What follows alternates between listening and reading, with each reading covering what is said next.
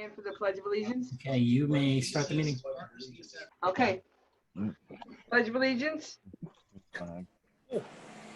I pledge allegiance to the flag of the United States of America and to the republic for which it stands, one nation, under God, indivisible, with liberty and justice for all. Thank you. Okay. Let's start with any public here tonight? I don't see it. What? I see an attendee. Oh, Jeff Pryor, you're here as a public? Yeah, I don't know. So I just logged in on my phone, and the previous logins, I guess, put me in as a public. So Okay. I'm gonna log off this, and I'll stay on my phone. Oh my goodness. There. All right. Okay. Past minutes. Approval of the minutes from July 28th. Anybody? Make a motion. Go ahead. Do we make a motion to approve the minutes from our July 28th meeting? Any second? A second. Any comments, questions, problems with it? Okay, a vote. All in favor, say aye. Aye. I think we lost Jeff. Yeah, right, Jeff. He's flying. Yeah. All righty, let's keep going here. Chief's report. All right. Super proud. The big news is I got the Chiefs report out last week. It's a first. So I'm assuming you've all read it because I didn't send it to you 5 minutes before the meeting. Yeah. But as you can tell, on the pandemic response front, there's not that much. Hi, Phil. Hey, Phil. Not much to report. We did see a 2% increase in calls over the last 3 weeks. Really it was 2 cases. They came from the same facility. So we're kind of keeping an eye on it, but we're still seeing really great, steady low numbers. And our staff are still doing a fantastic job of utilizing their PPE very appropriately and reducing the risk, keeping the risk at basically low risk at all times. Community engagement, we hosted our first Narcan training that was fully directed at our young college-age, college-going students. We created a program that was peer-led. So we had Jackie Rizzatelli, who is one of our Trumbull volunteers. She led the portion that I normally teach on Narcan, and we had people from my friend Abby and from TPOD and various mental health associations. And we brought in students that were about to go off to college. We addressed not only recognizing signs and symptoms of alcohol or opioid or substance abuse, but really like how to cope with college during COVID. And we're particularly targeting kids that have just finished school and might be worried about feeling isolated and how to kind of reach out to their friends. And we focused a little bit on alcohol, and not condoning that we say that anyone using alcohol at college should happen because they're under 21, but basically giving them an option to say, okay, well, we know that that's not right, but however, if we came across it, here are some great ways to recognize the difference between somebody who's had a couple of drinks and somebody who needs our help, and how to do that. So the class, it was a small class, but it was very well received. And I do hope we can continue to do that. I'm not sure if I've mentioned before, there's a new suicide loss group that we formed for the town of Trumbull, and we're working together on a post-vention plan as a town to assist any of our families that have been affected by suicide. So I'm part of that kind of advisory board. We're working with faith leaders, community hospitals, and we're trying to put like a really great system in place so that if there is a tragedy like that, we can step in and immediately start assisting with these families so they have more support. Gillian Anderson is one of our advisory board members. She is a local Trumbull resident who lost her daughter Abby to death by suicide a few years prior. She was in high school, a young girl. So she's been sharing a lot of her experiences with us of the support that she wished she had, that she really had to go find.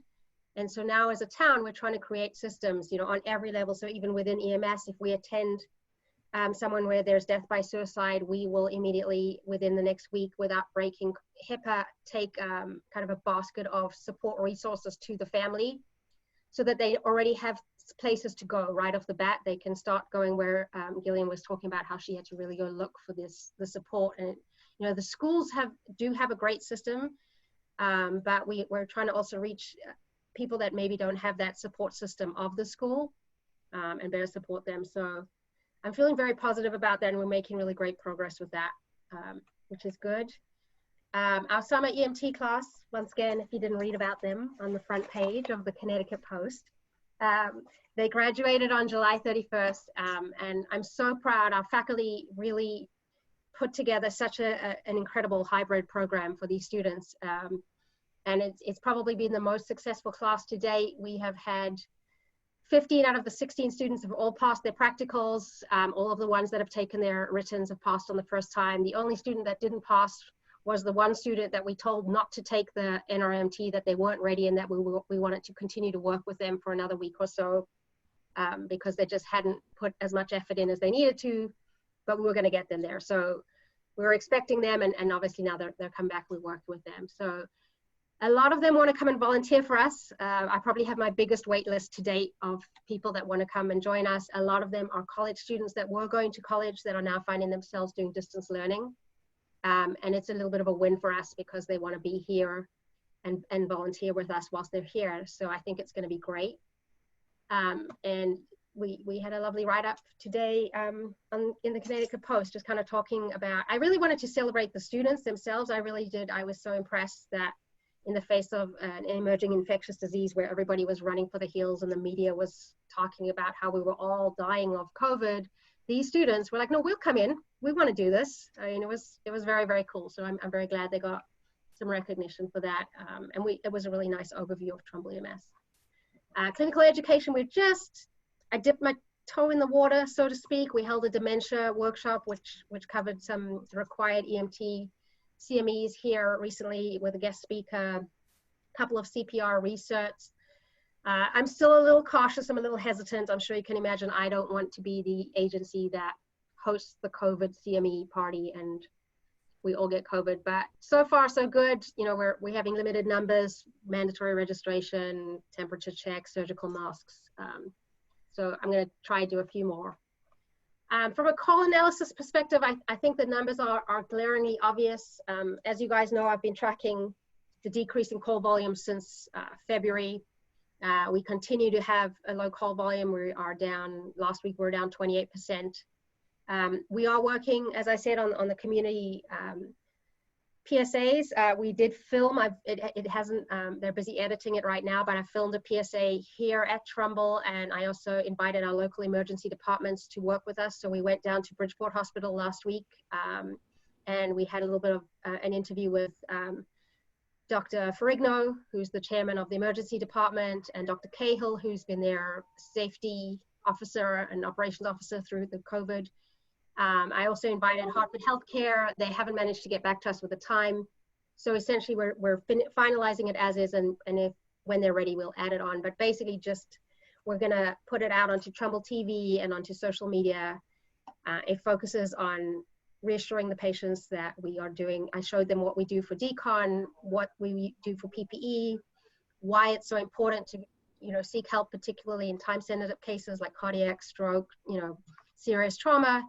And then, Dr. Cahill and Dr. Ferrigno did pretty much the same thing. They talked about, when you get to the ER, we're taking all these great steps to keep you safe, and our whole hospital and what they do to minimize the risk. So I'm really hoping that that's going to be well received. We're going to try to film it, do a screening at the senior center and really our high-risk community, just to give them that level of confidence. So I was hoping it would be done in time for tonight so I could give you a little taster. But I haven't heard back, so as soon as it is, I'll probably send it out to you guys via the group email, so you can give it a look. The one big goal that I'm setting myself post-pandemic, I'm just going to clarify this. We're covering 92% of our calls pretty consistently, and I really believe we should be trying to improve that number. Just prior to the pandemic, I had looked at our mutual aid responses and come up with a pretty significant pattern of where it's predominantly Monday to Friday from 4 to 9 p.m. that we are rolling the most amount of our mutual aid calls.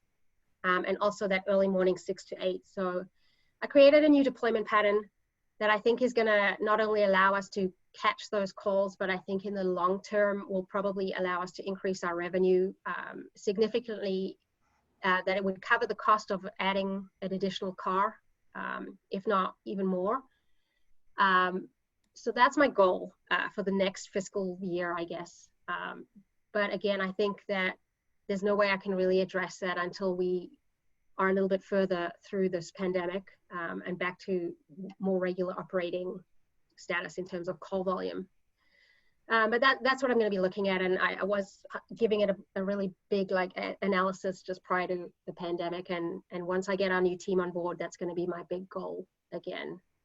I just think it's important if we can do better in covering our own calls for the town. It's better for the community. It's better for our partners.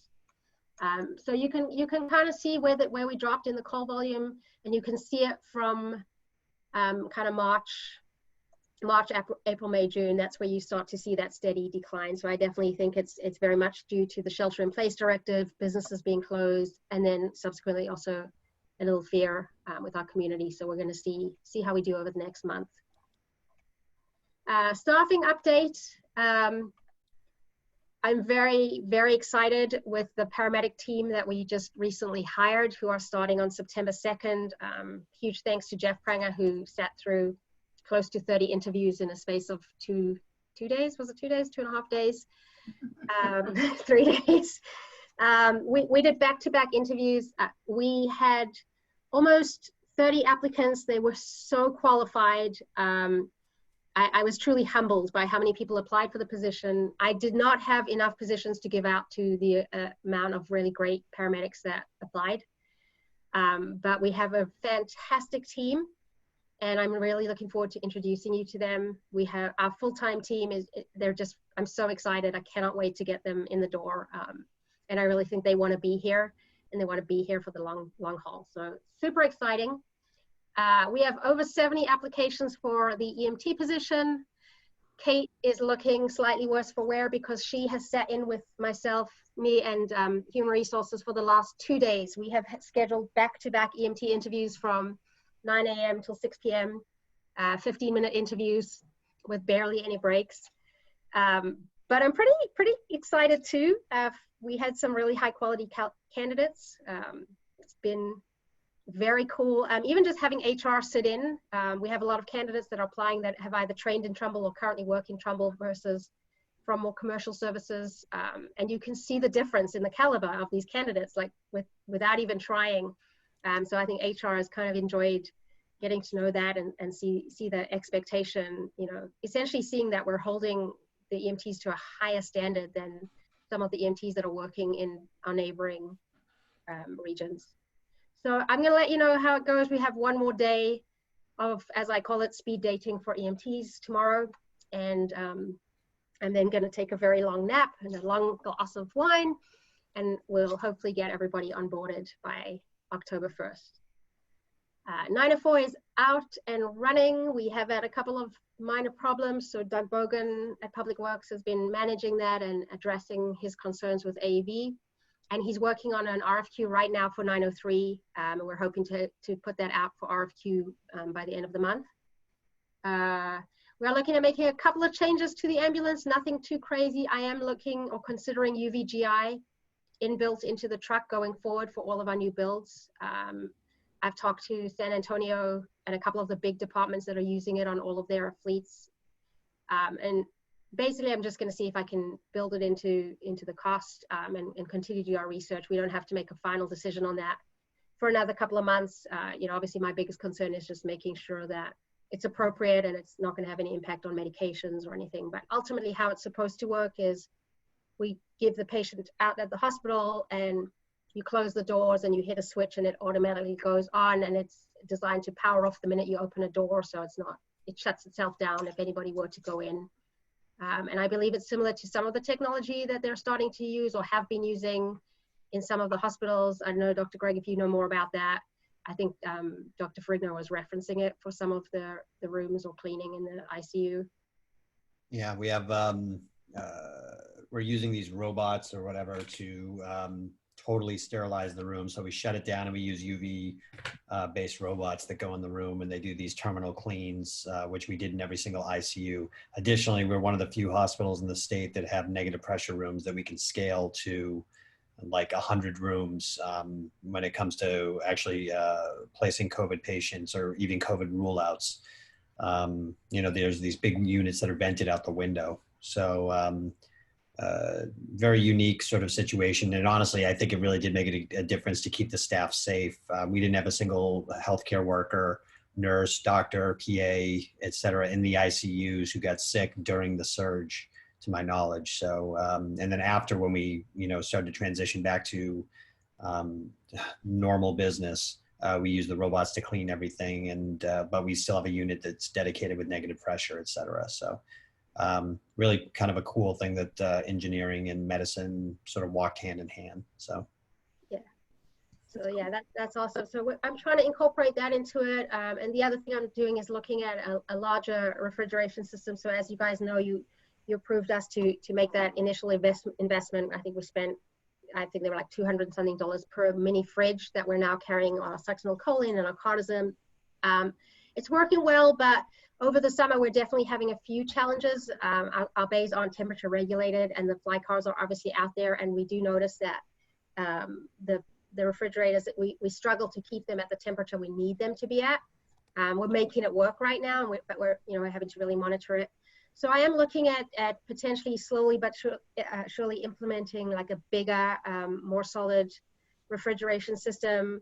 I think it's important. I think one of the other things that it might be useful for, and I don't know if it's coming down the line or not, but certainly just up in by St. Ray's Hospital just implemented whole blood protocols for the field.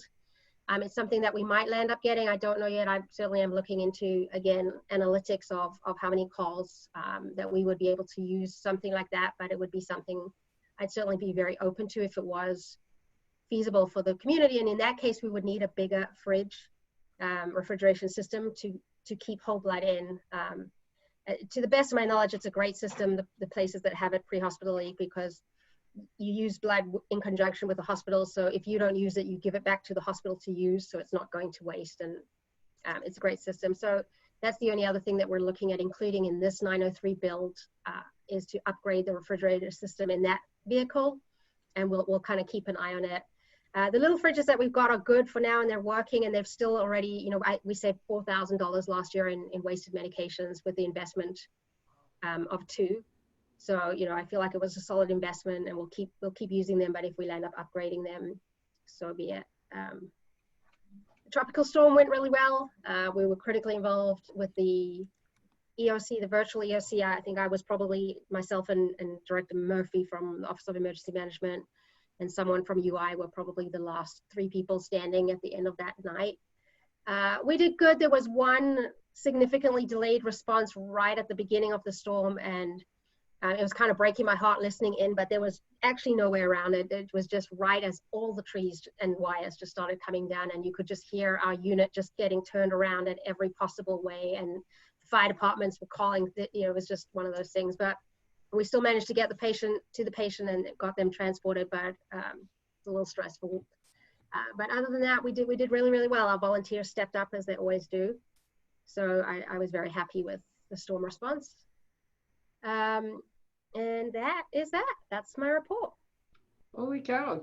Well, you went right through part of the old business. There you go. That's good. All right. So policy rewrite. Yes. So I don't know if any of you even looked at my 159-page policy rewrite, which has been the bane of my existence from January 2019. It's currently sitting at HR and legal with the town of Trumbull. HR hasn't got time to read it. Legal hasn't got time to answer. I don't really know, but I do know we're going to have to implement, even if we implement something as a tentative policy on September 1st when our new team members start, but we definitely need something in place because the policy that we currently have from 2010 is outdated. Some of it is not even relevant. Some of it is, I'm pretty confident, possibly not legal, just because of things changed, like legal, HR laws and stuff. So I I really try to keep it simple, but I also try to include things that have genuinely come up for us, you know, without naming the policy after certain people. But, you know, I really welcome any feedback. I'm not married to any of it. I just know that we need to put something down on paper. HR did come back to me with some feedback. You know, it's challenging. The town has a vehicle policy and a driving policy. All of our members have to sign it. When I signed it, mine has a little caveat because it didn't make sense for me, so I wrote a little thing, an addendum. But it's not, and it's fine. But as an EMS agency, we need more. We have to just talk about safe driving, driving with DuraGuard, you know, when you can do certain things using a spotter. None of that is included in a regular town vehicle policy. So we really had to expand it. One of the things that I would love feedback on is, traditionally what we've always said is our volunteers can only drive if they are 18 and have held their license for 2 years, which is fine, and I'm happy with that. For our paid staff, and I asked HR if it was legal, they said it was. Our paid staff, I was considering implementing a higher age, so you have to be 20 and have held your license for 2 years. My concern is that we have a lot of young volunteers. They start here when they're 16 and they get their license at 18, but they really don't have the experience in the street stops to be driving lights and sirens to a call, to a critical call. So I would love just to be able to have something that just says, look, you're wonderful as a volunteer, but until you're able to drive for us, and this is the standard that we've set, you know, in order to be on our paid team, you need more driving experience than to be on our volunteer team. It was just a suggestion, just helping us, you know, from the paid perspective. It's very hard to say no to people. You have to come, you know, to be fair. So that was one of the things that kind of was just made it a little easier for us to get a little bit more maturity in our career staff, because our career staff, again, are EMTs that have to be willing to work day one with the EMT that we've just cleared as a volunteer, and they're brand new and they're 18 and they're super excited and well-meaning, but they're not quite there yet. And I don't want to put two of those people together. You know, so traditionally my paid staff have always been more experienced. So this was just something I came up with, but if you have suggestions or if you think it's a terrible idea. Did we ever get a copy of that? I did email a copy a while back, but I can resend it. I've already edited it since I sent it to you guys, made just a couple of changes. With the huge disclosure that I have not at all like truly fine-tooth comb checked it. So the grammar and maybe the fonts, that kind of stuff, that's a final check. So, but I can send it again. It's long. Like, I don't know if people have like areas of expertise and they want to be like, I'll look at this section. And I did ask Joel specifically to look at the social media policy, because that one at the moment is come to light a lot, particularly with the current political climate. I know Greenwich EMS had to recently let go one of their full-time employees, and it's actually the third person that they've let go over the last 3 years based on their social media policy. So I did ask them if I could see their social media policy. They were happy to share it. And then I did ask Kate if she could rewrite that social media policy to be as close to that, but more Trumbull specific. And she did a great job of that. Just because it's a fairly airtight, it's been contested. So each employee that Greenwich terminated contested their termination, and they lost every time. Like, it's an airtight thing. And I mean, it's a very gray area. Freedom of speech, social media, and work. There's a lot of gray area, but I'm just trying to protect us from, you know, I don't know if you saw the one of the riots in Fairfield recently at Vazzi's was because one of the Vazzi's employees said something completely inappropriate on their personal page. It had nothing to do with anything. Vazzi's immediately fired him and said that he didn't reflect their views, and they still had a huge riot, and, you know, people were marching to Vazzi's and people calling for, this is that kind of thing that I'm trying to avoid. I don't want anyone to reflect poorly EMS or the town of Trumbull, but also I don't want us to have to terminate somebody based on that. I'd like them to know up front, you know, these are their expectations, and as long as you don't do that, you're fine. Lee, could you do me a favor? I saw the email and I didn't see the attachment. I should have contacted you, earlier on. Yeah, maybe I forgot to attach it. Yeah, I remember when you sent it and I didn't respond back. I'm sorry. No, that's fine. I'll resend it to everyone Okay. later. Okay. Okay. And then I have to jump out too. All right. But I think there's a quorum for everything else going on. Yep, we're good. Oh. Thank you for All right. stopping in. All right. Thank you, everybody. Thank you. All right. Okay. Take care. Bye. Bye. See you. Bye. Bye-bye. So that's that. Questions, comments, concerns, complaints? No, I must say I didn't look at it because I don't think I got it either, but I'm that's, starting to worry that I didn't attach it and nobody noticed, and that it might well have happened. So Alright. I'm gonna just resend it. We're just gonna start again. the easiest way to do it is just resend it.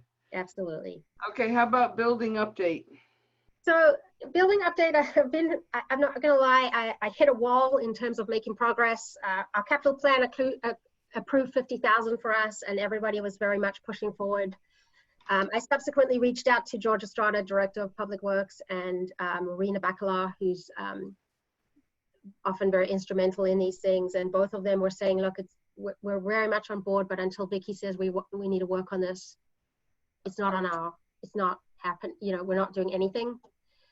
So I did reach out to Vicky, and I haven't heard back from her. And I recognize that there's just so much going on with the pandemic and back to school and, you know, new superintendents. So I don't think it's been a priority. I do recognize that, but I am trying to find a way to get it. I would love to utilize this year and utilize that 50,000 to put together a plan or a study or just take that next step, because I feel strongly that we've been talking about this building since 2017.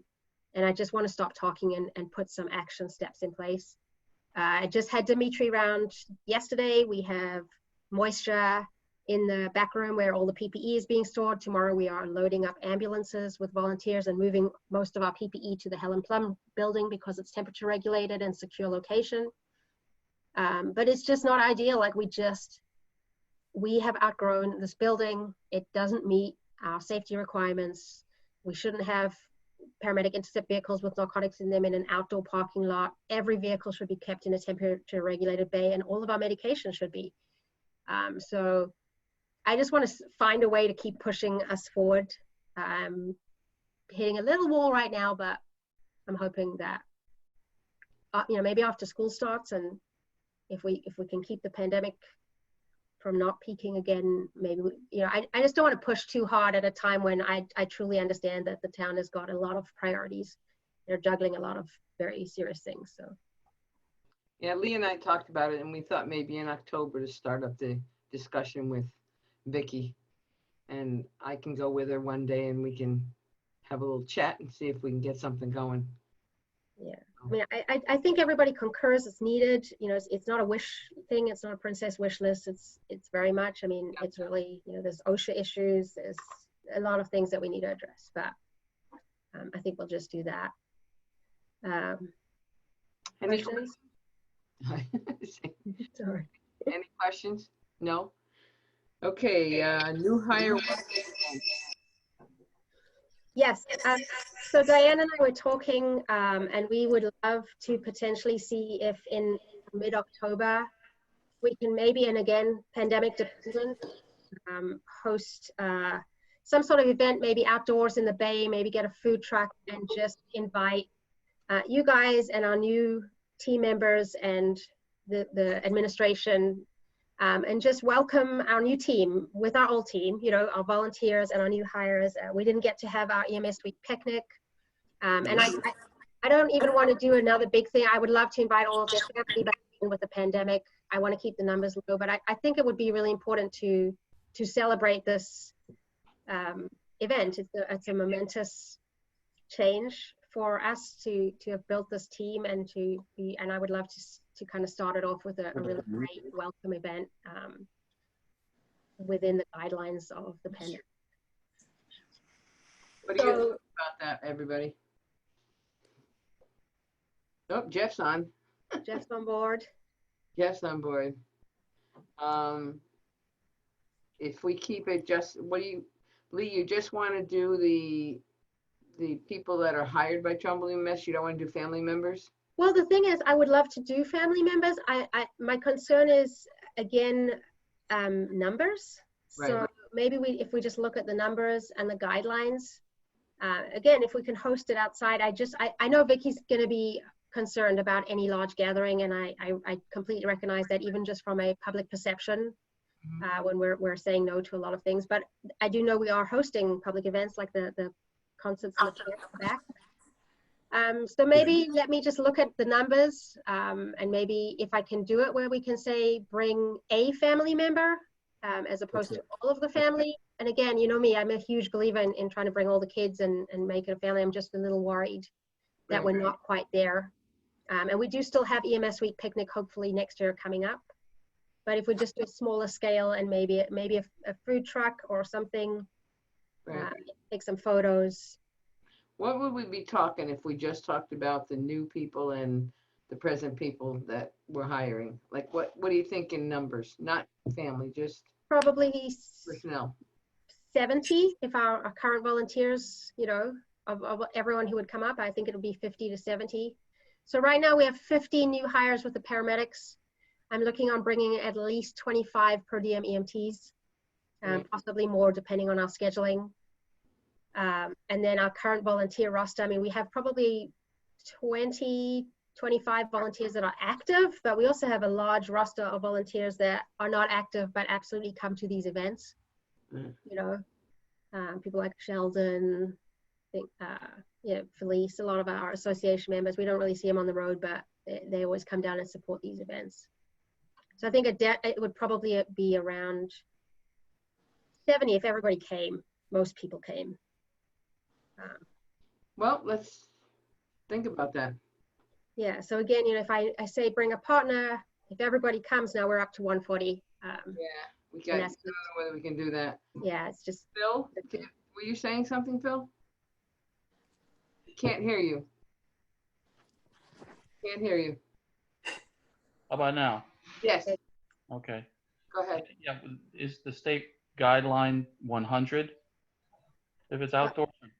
For outdoors, I believe it was 100. I have to go look it up. It's changed so many times, but it's definitely 100. Possibly it might have even been. Yeah. They might have increased it. Yeah, they might have increased it. But again, you're looking at where are we hosting it? Outdoors, will the weather be good? You know, my goal would be like the bay and the front bay parking, and potentially borrowing some of Matt's parking lot, depending if there's not an event that night at the school. You know, I think it will be great, but you know, also just, you know, fiscally, you know, if we're still planning on having a nice big family EMS week picnic, then, you know, just also we're gonna have some budget issues with this, although that again, you know, we have our special agency with you guys. Right. Yeah. Yeah, approval, we can look at that for this, certainly. So I don't know, maybe I should just finalize the numbers up first and then kind of look at the CDC recommendations. I can obviously reach out to Vicki. I just didn't want to bring it to her until I knew that it was something everybody wanted to be a part of, and then I can reach out to her. But I do know that for the most part at the moment, her standard directive has been try to keep your gatherings to a minimum, try to keep it small. Just I think more because of the public perception, and they get a lot of pushback, Right. as a town, you know, so. Well, should we think about this and come back to it in September? Yep, I think that's great. We can look at the numbers. Kate and I can have a look at the costs, so that if we, you know, we want to look at using some of the funds from the special agency to support the event, we can give a better understanding of that. Right. Even if it's at the end of October. Yeah. You know, we can go that route. What does everybody think? And anybody against it, or does everybody think it's okay? Good idea? Yeah, definitely. Oh, Yeah, I'm good with it. okay. Everybody's good with it. All right, let's do that. We'll talk at the next meeting. We'll put on the agenda, Perfect. and you'll come up with some numbers for us, and we'll decide. And at that time, Vicki can tell us yes or no. Perfect. Okay. Perfect. All righty. Last thing, a paramedic precepting program.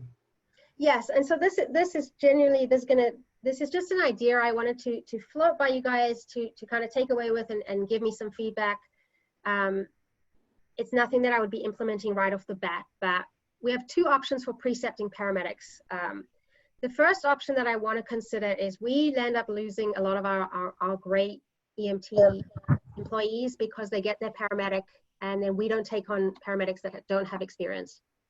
With good reason, we don't want to set them up to fail. Trumbull is a high acuity, place, and they can often be sitting in a fly car first on scene all by themselves without anybody coming. So that being said, I would love to look at finding a way that's fiscally responsible to keep these the good employees here. So for instance, we currently have one person in paramedic school now, and we've got another two that are about to start, really great employees. Maybe these guys, when they finish their program, we could precept them here. Whilst they were precepting for medical control, we continue to pay them their EMT rate. But once they get medical control, we create like a separate rate, like a junior rate. So if the paramedics are currently making $27, we said, well, look, if you want to continue here as a paramedic, we can pay you $23, $24, and you ride as a second medic for a limited period. So whether we decide to make it 3 months or 6 months, so there's just two medics instead of a medic and EMT, and that the senior medic is kind of keeping an eye on them, just kind of making sure that they're getting through the process. And then after that, they become cleared. And that way we keep these reliable employees on our team. We kind of mold them into the type of paramedic that we're looking for. Just an idea, and then maybe there's 20 different better ways to do it, but I just wanted to kind of leave that with you to take away and let me know if you have any ideas on that. The other thing that's come up is the potential for their services like Nelson that are transfer services that bring on paramedics to the region, and those medics don't have medical control and they need to get medical control. So traditionally Nelson would send them to another agency like Milford or somewhere else. I think there's some financial investment from Nelson, and those medics ride with their paramedics and get medical control. So it was kind of tentatively broached to me, would we be interested in discussing it? Nothing at all has been discussed, but just would we even be open to the idea? And I think there's certainly no harm in it. Definitely if we can make it something that's fiscally viable for us. It's essentially taking a paramedic, they work on our truck, we're not paying them. They're covered under the insurance that we use for, say, students and observers. But our paramedic is essentially training them, overseeing them whilst they get medical control, because we have more calls that they can get graded on. And then the EMS director, coordinators will come in and ride with them and clear them to go work back at their service. So I didn't say yes or no. I just said, let me think about the idea. And so I wanted to bring it to you guys as well to see what you would think about that.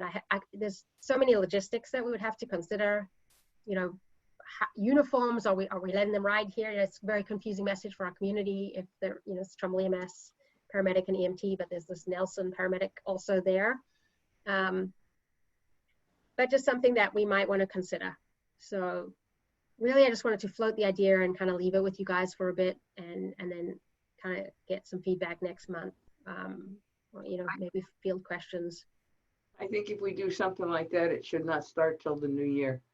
Agreed, absolutely. We have to gel our people together first. Yeah. Get ours gelled. If we want to try 1 or 2 people and see if that works out, that we can help them. Yeah. It's like having someone else teach your class for you, Yeah, absolutely. But definitely not I for, think encouraging our paramedics as well to be leaders in the region, it's kind of good. But I absolutely agree. Really wouldn't want to start anything new at the moment until we get our team stable and cohesive. So I totally agree. and the town's comfortable with our team. Absolutely. I agree. What's everybody's feelings on that? Any ideas? No comments? Everybody's okay with it? I'm in agreement that we wait until the first of the year, at least. Okay. When I did my ride time, when I got hired for Nelson, up in North Haven, I did my ride time at North Haven Fire Department, and I did not wear a uniform of any type. So there wouldn't be any need for a uniform of any of those employees riding at Trumbull EMS. That's my only input. Perfect. Okay. Yeah, I mean, it's a perception for the community. I want them to not have any reason to lose confidence or question it at all. So as long as we do it in a way, obviously we're keeping them safe. Yeah, just something like I said, I absolutely agree. I'm not in any rush to get this done at all. My biggest priority is settling our team and looking at our deployment model and making sure that we are covering our calls and growing as we need to first as an agency. Okay. Any other comments, questions? All right. Can you guys hear me? My audio was not working prior. Oh, I can hear you now. Okay, yeah, I had to log in through my phone here. I could reach out to you privately, but yeah, regarding that, going back to something that was discussed earlier with the 16-year-old driving, I think there's like actual teen driving laws that would prevent somebody from driving, yeah, especially at 16, but even up to like 18 to 20. So I can do a little research on that end and get you some more info. But yeah, I'm 100% agreement. You should not be letting a 16-year-old lights and sirens anywhere to any call. Yeah, Right. Absolutely. Well, yeah, thank you. Yeah, if you want to shoot me any data you have, and actually, when I send out the policy, you're probably a great person to look at the driving. Tell me if I'm on the right track or there's something I'm missing or anything. Yeah, no, there's a whole slew of laws that pertain to teen driving stuff, and I'll get it to you. I'll get all the information, and that will probably help steer the policy. Absolutely, that's perfect. Thank you. Oh, that'd work out. All righty. Well, anything else does anybody want to bring up to the commission? I just want to say thanks for being so supportive and giving me so much of your time every month and showing so much investment in our agency. It means a lot. Well, we're real excited about September 2nd. Me too. Hey, I'm so Lee. excited. Yes. Lee, are we doing any kind of press release about the new full-time hires? Yeah, we probably will. I was waiting. I wanted to get make sure everyone was uniformed. I want to try get like a nice group photo. So I certainly think we will. I'm not sure whether it's going to be that I do it for the medics and the EMTs or whether I wait and kind of do it at the same time as we do that welcome, and just kind of introduce our unit. I know we did a press release initially saying that we were hiring, but I would absolutely like to introduce the team. Would it make sense to do a group photo, in front of a couple rigs or something, and from special agency fund we could, allocate whatever funds are needed to really get a nice group shot and have a nice, enlarged picture and frame it and have it on the wall there. Yeah, I would be so thrilled to do that. Actually, just last night, I was in the duty room. I was talking to a couple of EMTs. I happened to walk in over here, them having a conversation that I know I wasn't meant to hear, but one of our amazing EMTs was talking about being nervous for the interview. And she said something to a partner, well, like, listen, even if I don't get the job, I promise I will still volunteer because I love my Monday cruise, which it was very sweet. And she, by the way, killed her interview and is, of course, getting a job. But she asked me, she pointed to the picture, I guess, when Joel Lasello was here, he had some professional photos taken and they had framed a photo with portraits. And she said, can we do another one? And I said, look, my goal was to do that, but I was planning on waiting until it was our team in October. I want, there was just no point in doing it right now. So absolutely, I would be so thrilled to do that and to potentially to do something like that, to get something enlarged. Cool. And Well, if we do it outside in front of a couple of rigs, the leaves will be prettier in October anyway. absolutely, it's gonna be great. Thank you. That's a fantastic idea. Yeah, and we should do one with just the paramedics and one with just the EMTs, and then Right. Yep. Absolutely. I definitely want to do one with the paramedic full-time team because, it's a great representation. Those guys are really committed to being here. So just so that, just the full paramedics that we hired full-time, Andrew Weber is going to be our paramedic supervisor, and our 3 full-time paramedics. Mausim Vahora just blew me away in the interview, and is just one of the most kind and compassionate human beings that's out there for our patients, and also happened to be so clinically strong in the interview that Jeff was teasing me for being super excited behind the camera. And Jeff might have said that he should go to medical school, and I said, no, we're keeping him. So we have him. We have Chris Calkins, who you guys met before. He was the EMT supervisor for Vintech. You met him when you first met me, the year we were both given an award. Such a great guy and an incredible employee. He was voluntold to go to Shelton with Vintech when Joe moved. So we are thrilled that he's back and very much committed to the town.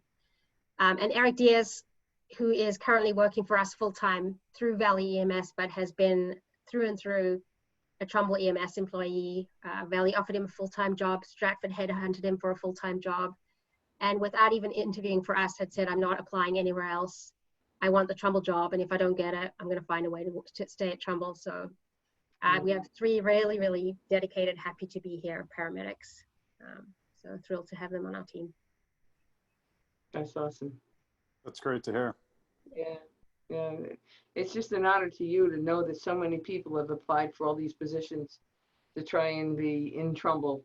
And it's all, no, I was so humbled. Well, no, it's because of you. You're running a fantastic program, and everybody wants to be a part of it. That's all. Well, it's a good team. So thank you. Thank you. We're going to keep doing it. Can keep doing it. Keep doing the next right thing. Yeah. That's a quote from Frozen, by the way. I got it from my 12-year-old.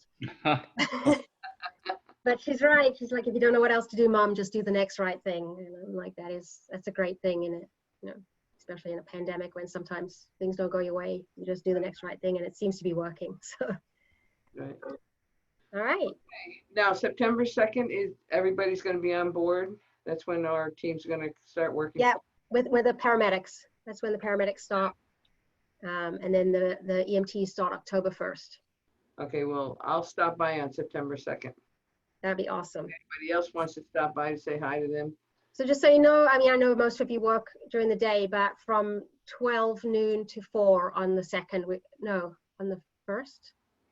First. I'm like, Chris, are you out there? On the 1st.